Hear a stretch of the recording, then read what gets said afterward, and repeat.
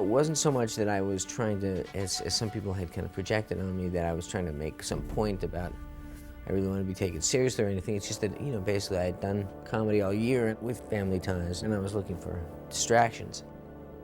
I don't know what Brian was thinking about, but we had the same agents at the time, and they gave me this script and said that Brian De Palma was doing this film, and that it was a Vietnam War drama, and that I should just take a look at it. And I looked at it, and it was so compelling and so gripping. I remember having the script over Christmas and reading it and thinking, what a thing to read over Christmas. And I said, I can't believe he wants me to do it, but I'll meet with him. We had also talked about, in the time before we had met, about the possibility of Sean Penn doing it, which was very exciting to me, and someone that I respect greatly and like the idea of working with him. So we arranged to have dinner at the Ivy in Beverly Hills. And it was just this amazing night.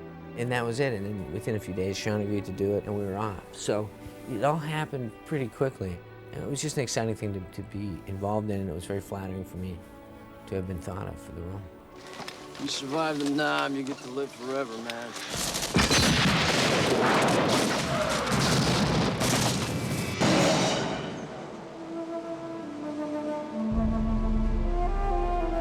A lot of Vietnam films were happening at that time. It was a terrific thing that was happening, really, because it was this wave of recognition for the experience that these young men had gone through. So this kind of could be viewed as part of that whole wave. The depiction of the soldiers, on the whole, was not flattering. Yet, what I liked about the film was that it wasn't making a generalization about the soldiers. I saw it really as an idea of, it was just a morality play, and it was about how transportable is our morality. How much is our morality just a luxury that we get to have because our lives are so comfortable? And if we're in really a dire situation, is there an innate sense of what is right and wrong? Or is it all about survival? And there are arguments for both sides. So what I thought was great was this was a true story about a guy who said, I don't care where I am, I don't care what the hell's going on, I'm not doing that. You're taking your turn in here. No, I ain't raping nobody. Well, you think you're saying no to me? So in that sense, I saw it as an extremely positive piece. It may have been anti-war, but it was pro-humanity position, so I was really attracted to it. I ain't doing it. No way. Oh, what's the matter? Don't you like girls? We know that it was a true story, but at the same time, it wasn't a documentary. With Brian, you're going to get a theatrical experience, and so his experience may have influenced what I did, but I thought the script was so strong and it was so clear. And I really wanted to keep the guy very simple. I wanted people to not have too many barriers in the way of their being able to relate to this guy because, it was my hope that they would. So that's what I was focused on. What are we doing, Sarge? These men fucked up good. But you bringing formal charges against them? Is that going to help that poor girl one little bit?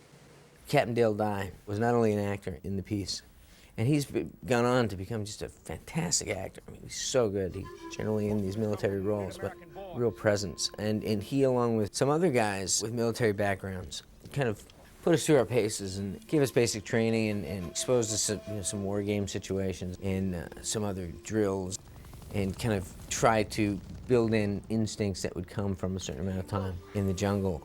I don't think you necessarily have to be a heroin addict to play Jimi Hendrix. I didn't really need someone to shoot at me to be able to approximate what it's like to be shot at, but that was a good experience. So I'm glad that we did as much as we did, but I'm glad that we didn't go off for 6 weeks in the jungle by ourselves. I could live without that. And in talking about these guys that did our training, what was really interesting about that, and I thought really telling and really helped me a lot, was that for a lot of these guys that had been in Vietnam, that was their first time to be back in Southeast Asia. So, Vietnam, Thailand, obviously very close geographically. The air smelled the same, the water smelled the same, the food was the same, the jungle was the same. It was a very similar experience. So to see the visceral reactions these men would have, and going back there was really telling. And some of them would just close right off, and really have a difficult time with some things. That was an important experience to be exposed to that and to hear them talk about it. And so for us, these young actors, it was interesting trying to get used to the culture in the same way that soldiers do, trying to get used to the way of the people there, the taste of the food, the taste of the beer, the loneliness. You get that 10,000-yard stare, after a while. A lot of us got sick. I got really sick. I mean, I had some kind of enterocolitis or something. I got sick as a dog. I was there about 4 weeks, and I ended up being in the hospital. I just remember being in the hospital on IV, and I was having a dream, and I think the only way that my brain could process the amount of pain that my stomach was in was to let me have a dream that I was giving birth. It just hurt so much. So then I woke up, and I was screaming in agony. I remember looking up at the ceiling, and it was like a lizard running across the ceiling of this third world infirmary. You know, when you take a specimen sample, it'd be like an old dirty Gerber's baby food jar. It was surreal. But once I got sick, then I had the stomach of a dog, and I could basically eat dirt off the sidewalk. And you know, the whole thing was like that. I mean, we changed so much as people. We got tougher, got more self-reliant. At the same time, too, I think it really made you appreciate a lot of things. You either came out of it really kind of a little more hardened or a little more generous of spirit. Come on, Ericksson. come on very much. Don't be eating one fucking thing these gooks give you. Now get back where you're supposed to be. Sorry. Sean and I didn't speak a whole lot. I mean, we spoke a lot before we went, but during the making of the film, his intensity was such that it would have been such a convoluted approach to form any kind of a social thing that I don't think either one of us was really inspired to do it. So I just kind of let that lie. And also I really enjoyed working with Sean, so I didn't want to corrupt that either. I liked thinking that he was a complete son of a bitch. I wrote him a note on the last day of shooting, and I said, you know, Sean, I can't really say it's been a pleasure, but it has been a privilege. And he was very proud of that. He called me up and said, I love the note, you know. I said, well, that's all true. Hatcher, this is nuts. It ain't nuts. It's what armies do. Oh, we ain't Genghis Khan, Hey, you're man. the one who's nuts, man. I got really kind of into my own world. And, you know, I adopted a dog. He was literally about to be eaten.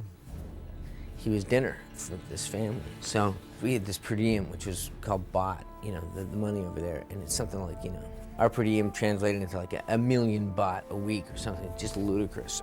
So I bought the dog from them for, you know, whatever, like half the guy's year's wages or something. She was happy to sell me the dog. So I got the dog and I got it dewormed and I got it cleaned up. And it was just my buddy for the whole movie. And I called it Sanuk, which is a Thai word for joy or life or something. He still lives at that hotel. I still get cards from people with pictures of him saying that he's over there. So I was also engaged. I was engaged for 6 months, and 4 of those months I spent in Thailand. So my wife, Tracy, my future wife at that time, came over to visit me for a while.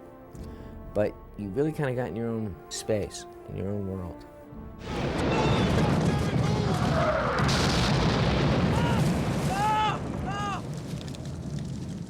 Brian was amazing because he had his computer there. So this is what, 1987, 88. He would generate his storyboards on the computer. I remember he'd come and he'd have these storyboards. They were really primitive. They were stick figures. And he would have like stick figures running and then like, you know, stick figure lying on the ground that had just been shot or, you know, whatever. So he would work it all out. Sarge, help me, I'm stuck.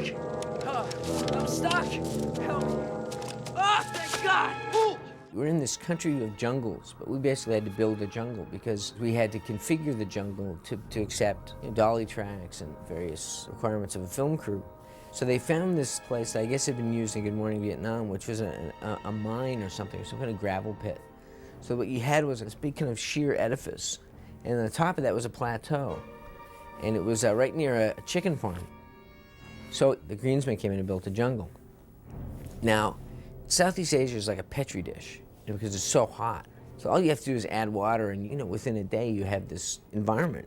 So they built a jungle. Well, within a week we had snakes and cobras and stuff. We had cobras because there was a chicken farm nearby, so they came for the chickens. We had lizards and bugs. It's 5-6 hours of the ugliest snakes and stinging spiders. I remember Brian one time, you know, he was standing talking to someone, and I came up and hit him on the back, and he said, what was that? And I said, Brian, I want to tell you, you had a Volkswagen on your back. You had something on your back. You didn't even want to know what it was. In the meantime, at the edge of this jungle, there was this sheer cliff. So what they had done was they carved the tunnel so that it was like an ant farm, so that you could see the tunnel in the side of the kind of gravel edifice. It was really neat because what he was able to do is pan down from me and then, you know, kind of crane along the tunnel and follow the North Vietnamese guerrilla as he came to kill me. So it was really amazing. I went on a long-range patrol, sir.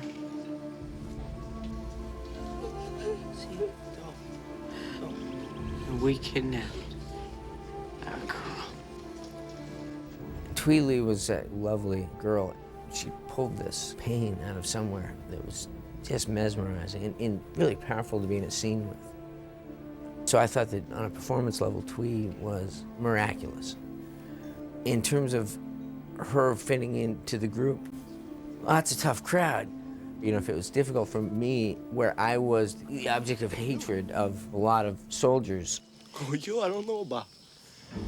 Tweely was the person who is the victim of their dehumanization and rape and murder. This is a VC. That's a tough crowd to be in. So she held herself with amazing poise and amazing strength. And she was fantastic. I thought she was really, really good. You're taking your turn in there. No. Sure, he takes this stand, you know. He takes this stand before me. He says, I'm not going in there. So you could look at it and say, well, that's, you know, heroic. I mean, that's pretty impressive that he did that. But to him, in that moment that he sat there in the rain and listened to it, I mean, he can never compensate for that. He can never make up for that. No. So when he sees her, and it's just like, oh, you know, that thing, that feeling that I didn't do anything, and if I'm ever gonna live with myself, I have to do something now.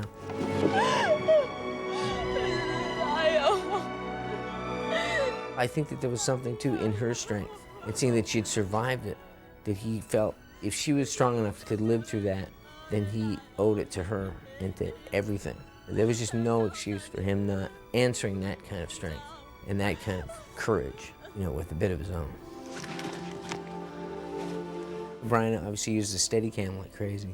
In the sequence at the hut, when I'm trying to get her out of there, you know, I was so revved up, and we did take after take after take because there's Steadicam, there's no cutting. It's all continuous. So I was getting frustrated because, like I said, you can't manufacture that level of emotion without, you know, you just want to kill somebody or do something. And so at a certain point, you know, I said, did we get it? We didn't get it. And I slammed my fist through the bamboo wall, which is like basically slamming your fist through a stack of knives. So, you know, I sliced my hand all up. But that's just where we were, you know, it's like, should we take care of that? Fuck off. Let's go, let's fucking shoot this fucking thing, you know, and just, you know, it just all had that feeling to it. What are you doing? Nothing, man. Nothing. We gotta get rid of him. We're gonna have every kind of bird stuck on this area. Do this. Do it. Do it. I'll do it, Sarge. We were all really tired. It was towards the end of the picture. No, man. Don't do it. You know, we just wanted to get the hell home. You know, we were doing the same thing that the soldiers did. We were counting days. Do it. Yet we had this really grisly bit of business to do.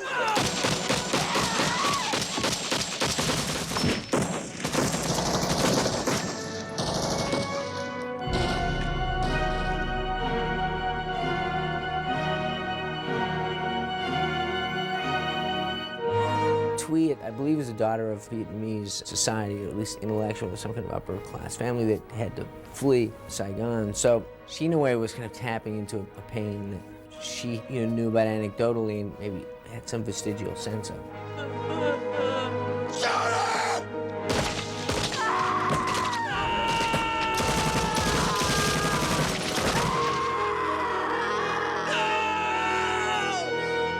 Like I said, you know, that day, we were all miserable and edgy and uptight, and things went wrong. Like when they did the fall from the bridge, there was a stuntman who did it, you know, with a wig on, and I think he broke his arm or broke his hip or something. So the whole thing, like, just felt like, God help us, let's get out of here alive.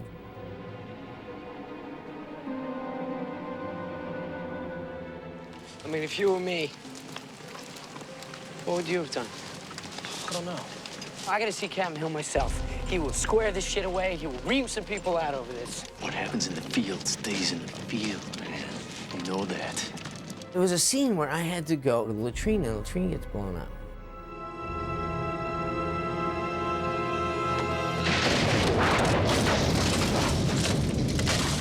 We'd been having this conversation about Ericksson needing to, at a certain point, look heroic. So we're about to shoot the scene, and the prop guy gives me a roll of toilet paper. And I said, you know, Brian, I'll do anything you want. But I said, you know, we're gonna do this thing in a second where he goes into this tent and whacks him with a shovel. I don't know if you've seen before, you want to see me, you know, walking down the road with a bunch of ass wipe in my hand. And he said, let me think about it. And then he came back 10 minutes later and said, you're absolutely right. He said, I don't know what to do next, but let's shut down and we'll figure it out in the morning.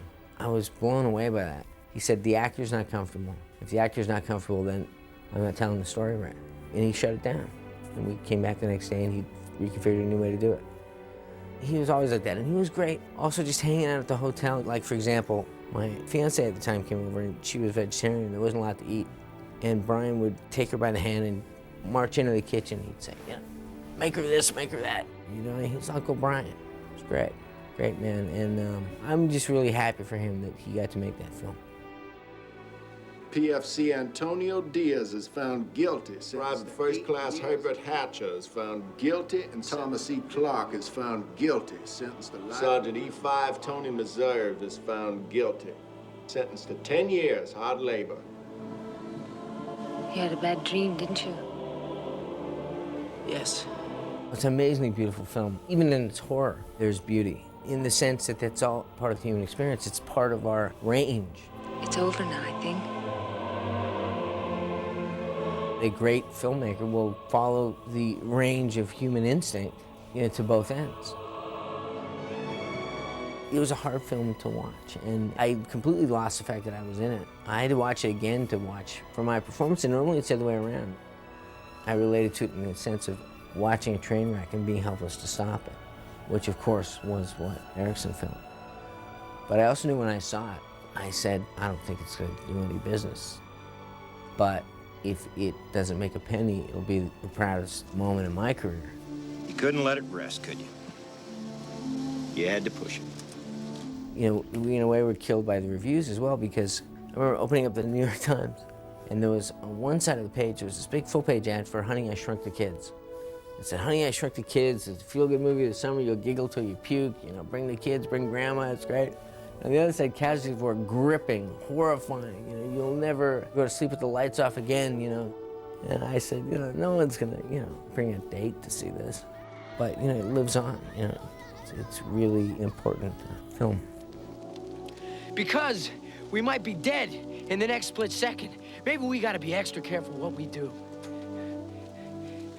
Because maybe it matters more. Jesus, maybe it matters more than we even know.